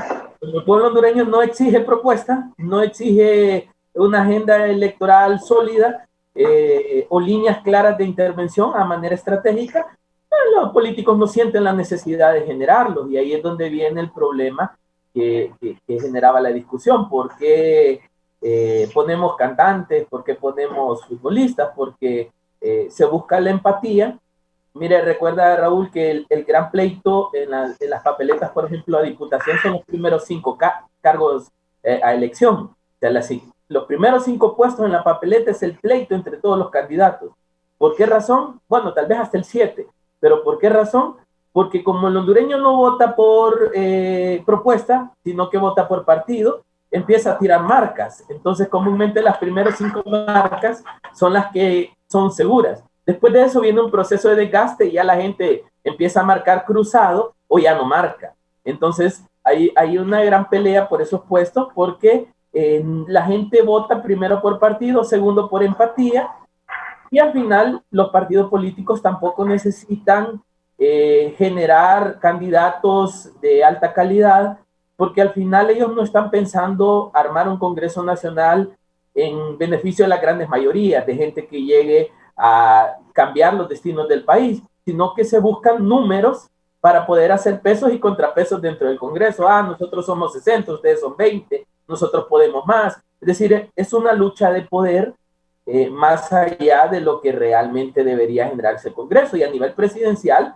pasa básicamente lo mismo, es decir, candidatos empáticos, que es necesario, candidatos que den esa imagen de cercanía al pueblo, que también es popular y es necesario. Y por ejemplo, cuando tú ves, hay candidatos actuales que durante 3 años son totalmente aislados al pueblo hondureño, pero inicia la convocatoria electoral y ya todos están comiendo baleadas en los mercados, bailando punta con los garífonas. Es decir, necesitan generar esa sensación de que son cercanos al pueblo, que son hondureños y que son parte del pueblo. Lastimosamente la propuesta, aunque pueden haber algunas ideas vagas, no existe. Y yo insisto en este punto, Raúl, Germán y Tony. El próximo año es un año complejo. Veamos, todavía es un año post-pandemia, es un año electoral, es un año donde van a reventar grandes problemas de gobierno, teniendo en cuenta que la recolección tributaria ha caído en 40% según la SAR, y ahora andan buscando qué grabar para poder encontrar nuevos ingresos. Y el siguiente, y aún así, se hizo un presupuesto superior al de 2019, sin grandes variaciones en inversión a seguridad y otras cosas. Y el año 2022, que será un año de nuevo gobierno, requerirá agarrar toda esa gran problemática y ver qué se puede hacer. Entonces, hay que pensar en gobiernos austeros, y desde la campaña electoral deberíamos pensar en austeridad. Y decía Raúl, bueno, yo creo que uno de los temas es que hay candidatos que hacen grandes inversiones con fondos del Estado. Claro, tampoco tenemos una ley que garantice la equidad y la igualdad en la inversión de campañas políticas. Está la Unidad de Política Limpia, su ley, pero no se logra de alguna manera equiparar. Aquí hay candidatos a diputados que gastan 10, 12 millones para poder salir electos, y hay otros candidatos que no tienen siquiera para pagar un spot en internet. Sin embargo, se permite. Es decir, existe toda una carrera desleal, existe toda una carrera por empatía populista, y no existe un plan de país, y esa es la preocupación. ¿Dónde vamos a estar dentro de 10 años? ¿Dónde vamos a estar dentro de 20 años? Es decir, ¿qué futuro le esperan a las generaciones venideras? Ni siquiera temas de agua se están tratando en Honduras. El tema de las sedes, que ahora es como el tema de moda, nombran una comisión del Congreso para investigarlo, pero fue en el Congreso donde se aprobó. Entonces, ¿cómo es que ahora van a investigar algo que ya aprobaron? Hay una dualidad de pensamiento, Raúl, que preocupa, y no se ve la claridad por parte, que no me gusta usar la palabra clase política, pero no se ve un pensamiento social desde estos sectores. Parece que todo es lucha de poder, mayor voto, mayor caudal de voto, mayor fuerza en el Congreso, mayor número de alcaldes, regidores y diputados, y lo demás sobra. Entonces la pregunta es, ¿dónde vamos a llegar? ¿Qué es lo que va a tener Honduras dentro de muchos años, pocos años? ¿Cómo vamos a enfrentar el próximo año? Esa es la gran duda. No sabemos siquiera vamos a poder sobrevivir con seguridad alimenticia. Se habla de que por la lluvia se ha logrado garantizar la alimentación, pero la verdad es que nosotros importamos nuestros granos. Es decir, política de país, eso es lo que hay que construir. Propuesta de país, eso es lo que hay que construir. Y cierro con esto, Raúl. ninguna de las ideas que pueda generar algún político van a tener peso mientras no haya participación de la sociedad, mientras no se escuche a la sociedad, mientras no se incluya a la sociedad y mientras no sea la sociedad quien haga auditoría y veeduría social de los procesos. Mientras sigamos aislados, el gobierno por un lado y la sociedad por otra, vamos a seguir teniendo lo que tenemos. Sí, antes de la pausa, Germán. Sí, y Tony, primero que nada, no es nada personal. Yo creo que estamos aquí por el país y tratando de dar luces a la gente, pero creo que el análisis que hacías de la situación del nacimiento de Libre se queda un poco corto. Es más, me puedo retrotraer a 1980, Asamblea Nacional Constituyente, luego gobierno de Suazo Córdoba, que desde que inició la nueva etapa democrática del país, empezó el deseo de los políticos de turno por quedarse en el poder. Y si no, recordemos que a pesar del tema de la voluntad popular, que era distinto, en aquel momento cuando Suazo Córdoba se metió incluso a la cárcel a una Corte Suprema electa por el Congreso, luego vino el tema de la opción B, reelección por un lado, continuismo sin elección, le echaron la vaca a Callejas para poder ganarle en una forma totalmente fuera de lugar y de legalidad. Luego vemos que veníamos de un gobierno en el cual se manejó la condonación de la deuda. ¿Y qué pasó en el gobierno de Mel Zelaya? Y repito, tal vez me malinterpretaste, yo no estaba tratando de criticar al gobierno, estaba simplemente señalando los problemas que políticamente tenemos. Pero la lucha de poder interna del Partido Liberal es la que generó el rompimiento que había al interior del Partido Liberal, porque la lucha de poder interno llegó a tal nivel con el tema de Micheletti en el legislativo y toda la situación de manejo de cuarta urna y todo lo demás, que llevó al gobierno incluso a estar sin presupuesto aprobado por el presidente, y desde ese momento se genera todo el rompimiento interno. Y debo decir, sucesión presidencial, golpe de Estado, como le queramos llamar, un episodio vergonzoso del país y que nos llevó a una situación terrible y que nos tiene todavía, 11 años más tarde, todavía hablando de ese tema, sin haber superado la división que generó al país eso. Pero todo eso vino de los problemas de lucha de poder interno del Partido Liberal. Es decir, Libre no nace como consecuencia de lo que ocurrió, sino que lo que ocurrió es consecuencia de la lucha interna de poder por quedarse con ese mango que se llama la política hondureña. Solamente eso quería aclarar porque creo que es muy importante, y reitero, Tony, no quiero aquí ni incordiar ni confrontar. Creo que el país necesita unión, necesita rescatar a las mejores personas y necesita el concurso de los mejores hondureños para resolver este entuerto que hemos creado de país. Pero que quede muy claro, casi todo esto deriva de intereses muy particulares de personas en las que se llevan de encuentro a todo un país. Por eso yo ponía el ejemplo. Yo le resolví la comida a esas 3 personas el día de ayer, pero no hice nada por ellos. Nada, absolutamente. Y si la política sigue funcionando como ese pequeño evento que yo comenté, Germán, va a seguir pagando los patos. Germán, pero esos 3 te quieren enganchar que te lancé a la presidencia para sacarte billete. Voy a ir una pausa. Bueno.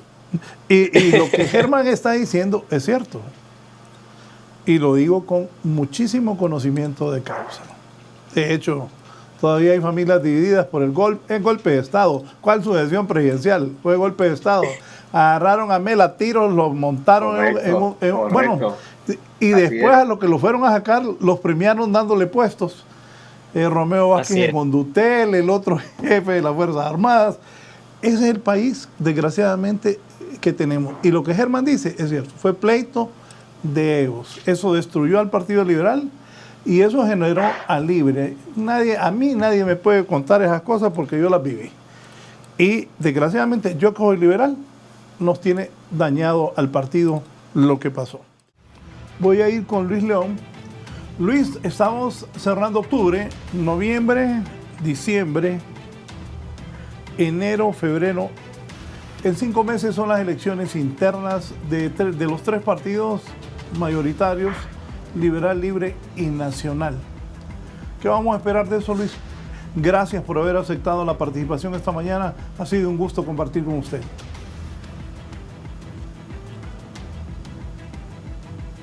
Gracias a usted, Raúl, por la invitación. De verdad siempre es un gusto acompañarle y analizar qué está pasando en nuestro país. 5 meses para elecciones, 5 meses en los que estamos esperando primero que los partidos políticos puedan ser inclusivos, puedan ser equitativos, puedan generar cuadros que realmente busquen cambiar al país. Y aquí nosotros hacemos una invitación clara a la inclusión de mujeres, de jóvenes, de grupos en situación de subrepresentación, como LGTB, discapacidad o poblaciones étnicas, que puedan tomar esa bandera de lucha por el país desde los puestos políticos. Hay gente muy capaz en la sociedad que puede incluirse y que debe ser tomada en cuenta. Esperar de que las campañas realmente hagan a un lado la confrontación.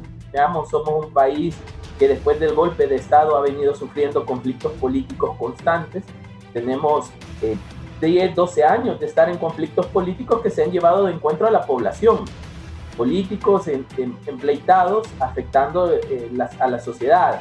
Por lo cual deberíamos de pensar que este proceso electoral debería ayudarnos a cambiar la realidad del país, por lo cual esperamos una campaña de paz, reducir lo máximo posible la violencia política y empezar a construir un país que nos lleve hacia adelante con propuestas, con ideas, con posibles soluciones consensuadas con la sociedad, y que esta campaña política sea el reflejo de lo que se buscó cuando se inició un diálogo y cuando se habló de la reforma electoral. Respetar el voto ciudadano, respetar la voluntad ciudadana, elecciones transparentes, confiables, que el Consejo Nacional Electoral tiene un reto grande, el Tribunal de Justicia tendrá un reto grandísimo después de estas elecciones, pero no podemos pensar de que todo está perdido. Hay que confiar que puede funcionar y hay que pedirle a los actores políticos coherencia, poner y anteponer los intereses del país y a la sociedad vaya a votar.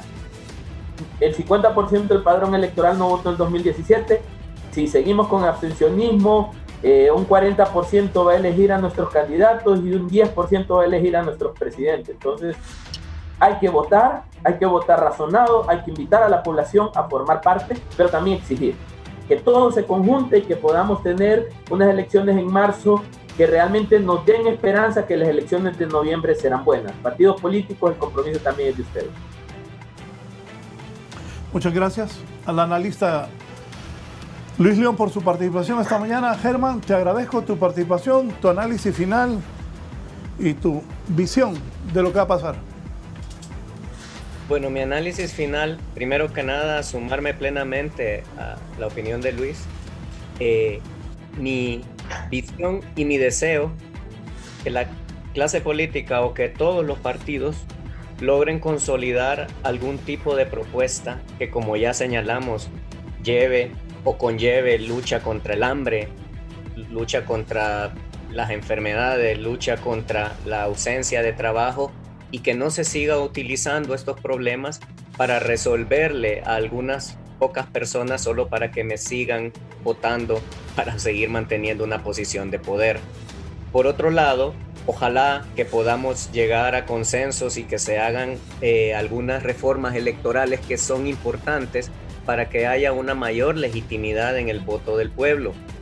La mayoría de los sistemas parlamentarios pues manejan el tema de la mayoría común o ordinaria, y esto pues es extensivo a cualquier elección, pero el problema es que cuando no tenemos una legitimidad y se empiezan a dar componendas en las cuales muevo votos de un lado a otro para quedarme, entonces esa población deja de estar siendo representada de manera real. Sus problemas nunca llegan a ser discutidos en las máximas instancias gubernamentales del país.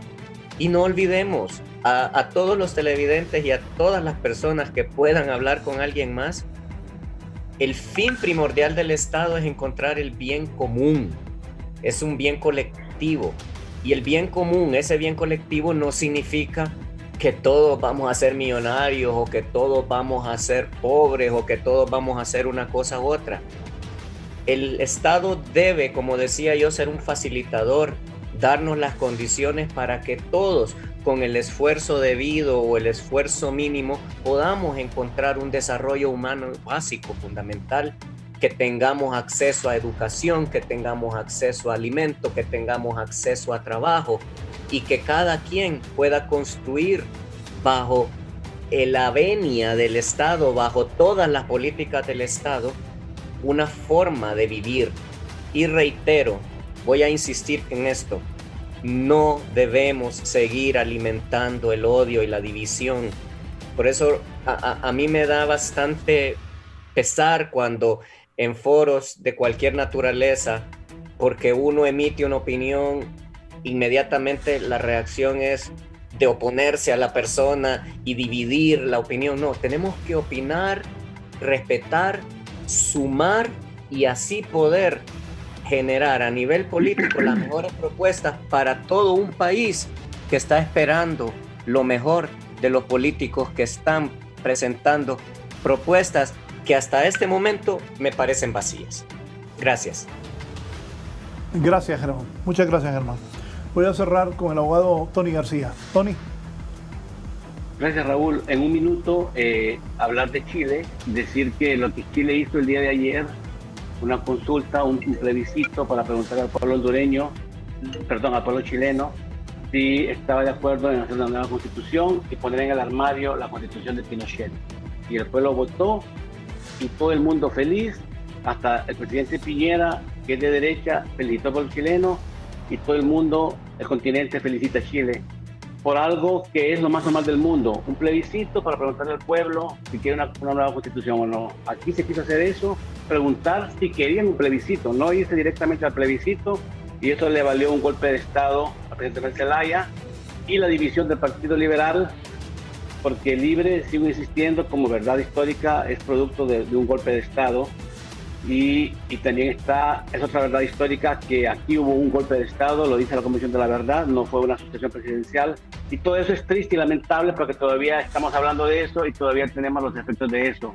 En esta época tenemos una economía abierta, las restricciones se están eliminando, la gente, como no se enfermó en 6 meses, cree que ya no nos vamos a enfermar, y eso es una receta para más problemas de salud. Tenemos que cuidarnos, los partidos políticos tienen que insistir en la máscara cuando hagan sus reuniones. Lo bueno es que ya no se habla de suspender las elecciones. Antes se hablaba de que no había que hacerlas, ahora ya se sabe que se van a hacer, aún en tiempos de pandemia. Y unirnos todos como oposición. Creemos que con unidad sí hay fe de que se puede cambiar las cosas, separados no hay fe y vamos a todo seguir igual. Gracias, Raúl, por este espacio, a los amigos Germán y Luis León, y a todos feliz día y cuidémonos. Gracias. Gracias. Un saludo, Tony. Gracias por participar. Voy ahora con mi ronda informativa matutina. Antes de despedirnos, ponga atención a esto. Shirley Martínez nos va a informar desde Choloma.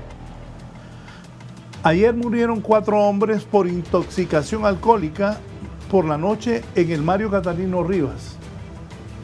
Pero murieron 3 más. Shirley, ¿qué es lo que ha pasado? Buenos días, licenciado Raúl Valladares, en el foro La Entrevista, específicamente ya ubicados en el sector Los Caraos, donde se ha suscitado, pues, lamentablemente el fallecimiento ya de 7 personas por intoxicación alcohólica.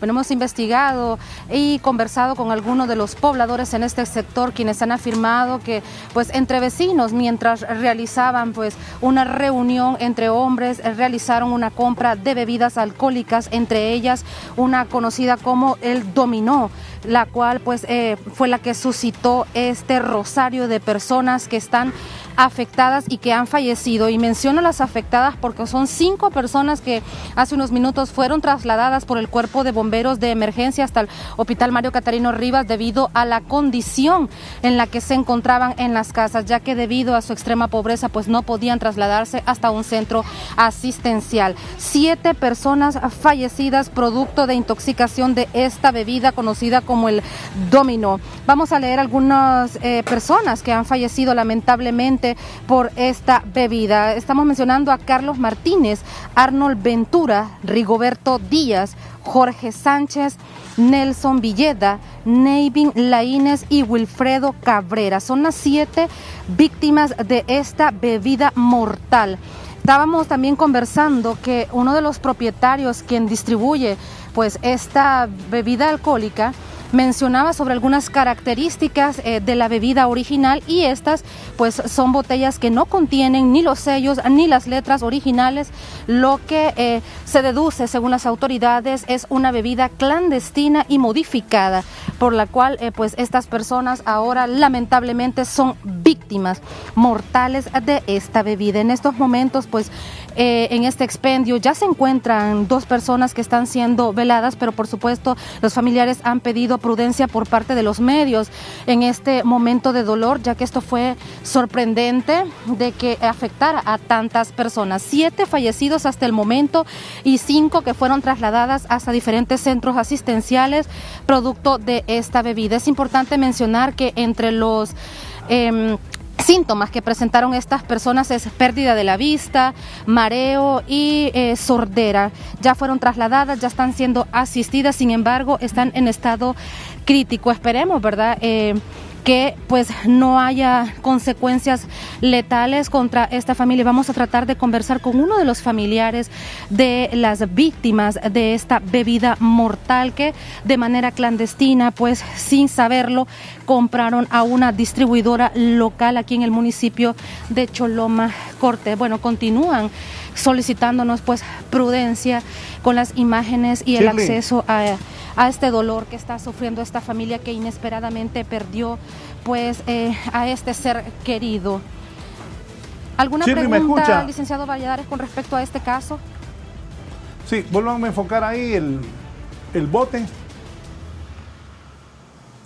Tené cuidado, Alexander, Rambo, Eddie, todos. Enfoquen el bote ese de dominó, se llama. Yo recuerdo que hace 1 o 2 años había una bebida que desmayaba a los muchachos. Aquí, no voy a mencionar el nombre porque a veces me quisieron denunciar, me quisieron enjuiciar a mí, o sea, llevarme a los tribunales, pero como el que dijo fue un invitado que traje que denunció que esa bebida le había desmayado a su hija. Acercame ese bote, lo quiero para que la gente lo vea. Ahí está, ¿eh? Dominó. Mató 7 anoche. Primero hay que investigar quién vende esa bebida, quién distribuye eso. Inmediatamente, Salud Pública o quien corresponda, para en el país la bebida de eso. 7 muertos. ¿Cuánto dice que tiene alcohol? 30%. Y lo demás que era que mató 7 personas. Por eso dice ahí. No, pero hay una bebida que se llama grappa. Kelly, cierra ahí, por favor. Hay una bebida que se llama grappa italiana que tiene 40% de alcohol. Fabricado y distribuido por industrias. No aleje la cámara. Déjale que me la acerque otra vez. Por Industrias Santa Fe de SRL San Pedro Sula Cortés. Tienen que ir a buscar a los dueños de eso, parar la venta de ese dominó. Mató 7 anoche. Kimberly, hay que darle seguimiento a eso. Conclusiones ahí, perdón, Shirley, adelante. Así será, licenciado, por supuesto, ya los entes de investigación están en el lugar para luego pues ir a este almacén donde ellos adquirieron esta bebida alcohólica e investigar cuál pudo haber sido la causa o el contenido en el mismo, que ya pues ha cobrado la vida de 7 personas y 5 están de gravedad. Estas 5 personas han perdido la vista, el olfato, están sordas y han presentado otros síntomas de gravedad, por lo que fueron trasladadas hasta diferentes centros asistenciales por el cuerpo de bomberos. Gracias. Me dice Alexander que le recuerde a Germán también que no vaya a tomar deje dominó y todos ahí en el canal. Aquí me dice Wilmer que Wilmer no vas a tomar eso tampoco. Dice el dueño de esa bebida lo entrevistaron en HSH y se lavó las manos, que no alteraron un producto. Salud Pública. Son dos. Dice Kelly que hay 5 graves. No vaya a beber eso, Kelly, cuidadito. 7 muertos, 5 intoxicados. Salud Pública, vayan a parar eso. Y todo lo del producto está. Si alguien nos está viendo o escucha esto, ve esto, que le diga al dueño del estanco, de la pulpería donde lo vendan, que no lo vendan. Hay 7 muertos y hay 5 hospitalizados todavía. Eso se llama dominó. Mortal. Es mortal. Bien, voy a seguir con mi ronda informativa. Lamentable estas muertes. En Arizona Atlántica investigan también la muerte de otra persona por otra intoxicación alcohólica. César, adelante. Así es, compañeros, autoridades investigan la muerte de un señor de 60 años de edad que aparentemente habría muerto por intoxicación alcohólica. En efecto, la Policía Nacional se hizo presente al lugar donde se encontraba un cadáver de un ciudadano de aproximadamente 60 años de edad, de nombre Anastasio Flores, originario del Empira y residente en esa aldea de Matarra. A este señor se le determinó por parte de medicina forense, quien presentaba unas lesiones de un hematoma periorbicular derecho y un epistaxis y otorragia, mismo que fue remitido a medicina forense para continuar con trabajo de investigación. Hasta el momento no se conoce cuáles fueron las causas de su muerte, solo que encontraron su cuerpo en el río. Así es, por ahorita entró a medicina forense como una causa de muerte indeterminada. Será medicina forense quien estará dando el dictamen de qué forma murió este ciudadano. Bueno, los familiares lo andaban buscando por varios puntos y mencionaron pues ese tema de que aparentemente él andaba bebiendo. Afirma, de esta forma fue que los ciudadanos se manifestaron hacia la Policía Nacional, donde él se encontraba ingiriendo bebidas alcohólicas. Tampoco podemos descartar las posibles causas y que haya sido en el momento en que él se tropezó o cayó al lugar donde se encontraba su cuerpo, pero como le digo, ya en instancias legales sería medicina forense quien va a determinar los hechos. El cuerpo de esta persona fue encontrada en un río de la localidad y se estaría investigando qué fue lo que pudo haber provocado su muerte. La información que tenemos, compañeros, retornamos con ustedes. Bien, están viendo, ¿verdad? Lo que están haciendo las intoxicaciones alcohólicas. Ese dominó, de inmediato deben retirarlo del mercado porque mató 7 y tiene a 5 en estado grave.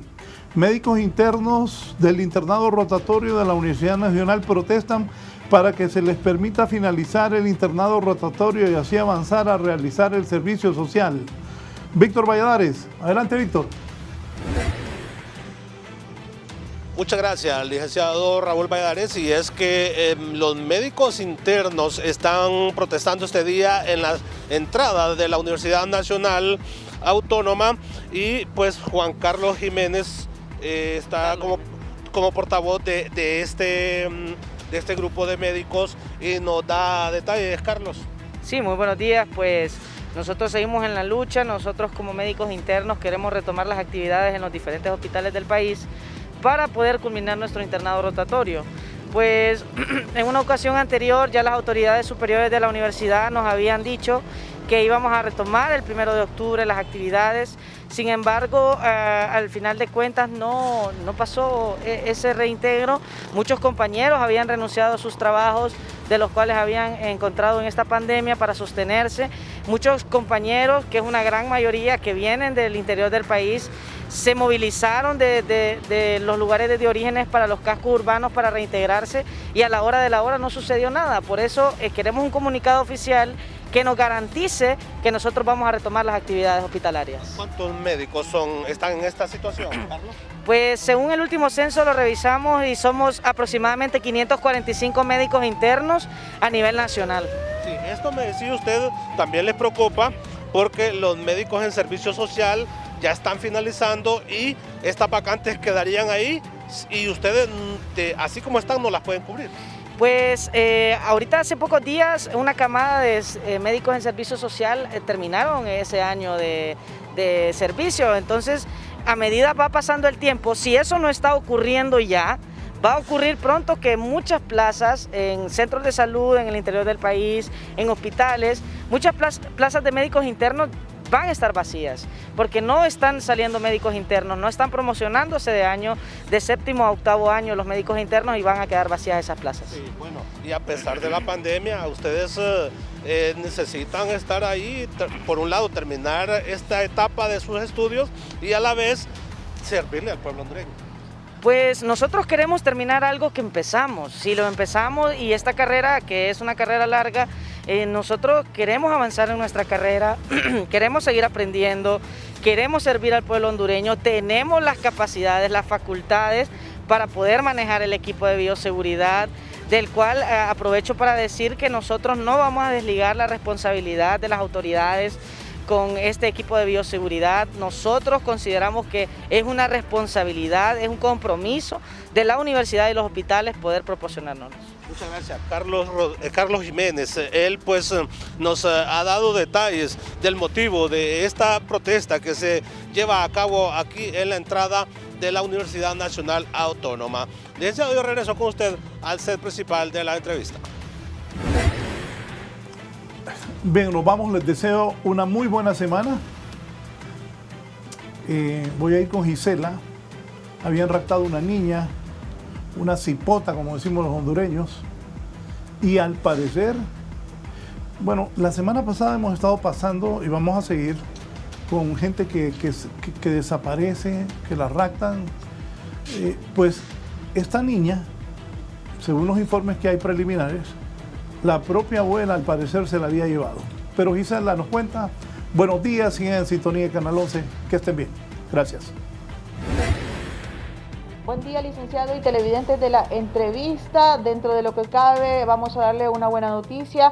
Una pequeña que se encontraba desaparecida, pues ya ha sido retornada al seno de su hogar. Me acompaña la madre de esta pequeña, doña Miriam Quiroz, y nos va a explicar cómo fueron esos días que lamentablemente usted pasó por esa angustia y cómo pudo regresar la pequeñita a su casa. Muy buenos días. Muy buenos días, mi nombre es Miriam Angelina Tuzo Quiroz. Y estábamos en un momento de angustia, de desesperación, porque la niña no sabíamos, tenía 12 días desaparecida. Pues así fue, yo me puse en ayuno y en oración y la niña la encontré en la Mary de Flores, de una hija de la señora que decía que no la tenía, que es la abuela de la niña. Y ahí estaba, ella no me la quería dar, pero yo le dije que por favor me la diera, que yo sé que la niña estaba ahí.